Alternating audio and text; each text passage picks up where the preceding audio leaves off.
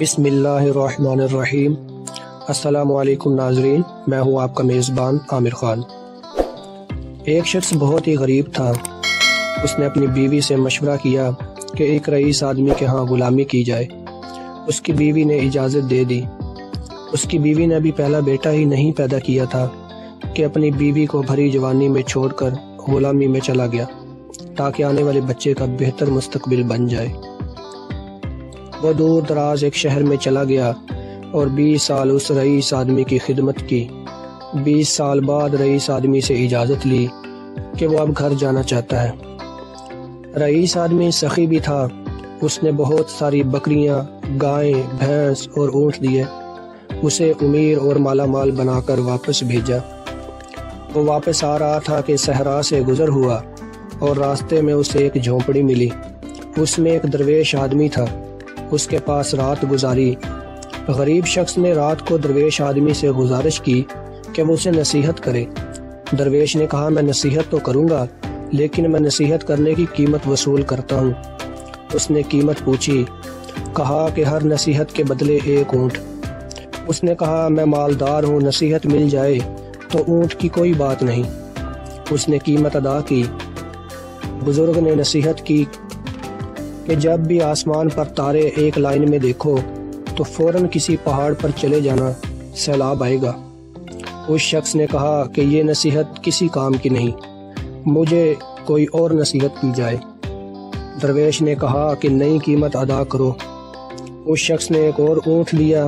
بزرگ نے کہا کہ جب بھی کسی شخص کی آنکھوں میں شیطانی چمک دیکھو تو اس سے بچنا، وہ تمہیں قتل کر دے گا۔ اس شخص نے کہا کہ یہ نصیحت کسی کام کی نہیں، مجھے کوئی اور نصیحت کی جائے۔ درویش نے کہا کہ نئی قیمت ادا کرو۔ اس شخص نے ایک اور اونٹ دیا۔ بزرگ نے پھر نصیحت کی کہ رات کو پچھتا کر سو جانا لیکن کبھی بھی کسی انسان کو قتل نہ کرنا۔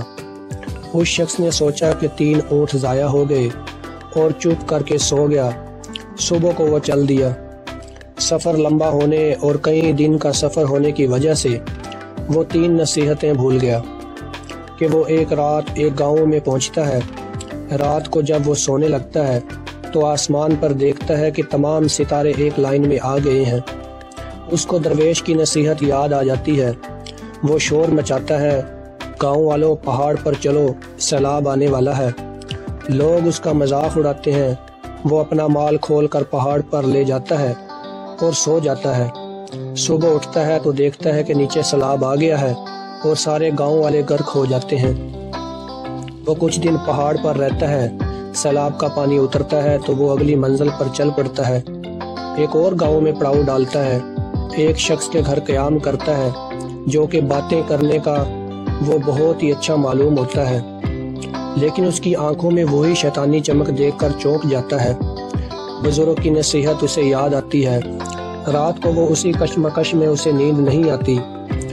وہ اٹھا اور بستر کو اس انداز سے پھیلا دیا کہ معلوم ہوتا تھا کہ کوئی سویا ہوا ہے۔ وہ آدمی آیا۔ اس کے ہاتھ میں خنجر دیکھ کر وہ پریشان ہوا۔ وہ آیا اور بستر پر خنجر مارنا شروع کر دیا۔ یہ آیا اور اس کو پیچھے سے پکڑ کر مارنا شروع کر دیا اور اسے باندھ دیا۔ پولیس کو بلایا، اس کو پولیس کے حوالے کر دیا۔ آخر کار وہ رات کو اپنے گاؤں میں پہنچتا ہے اور اپنے گھر کے پاس پہنچ کر دیکھتا ہے گھر میں اس کی بیوی کسی کڑیل نوجوان کے ساتھ والی چارپائی پر سوئی پڑی ہے۔ اس شخص کو غصہ آیا اور دل میں خیال آیا کہ میں اس نوجوان کو قتل کر دوں۔ جیسے ہی وہ ارادہ کرتا ہے اسے درویش کی بات یاد آتی ہے کہ کبھی بھی قتل کر کے نہ سونا، پچھتا کر سو جانا۔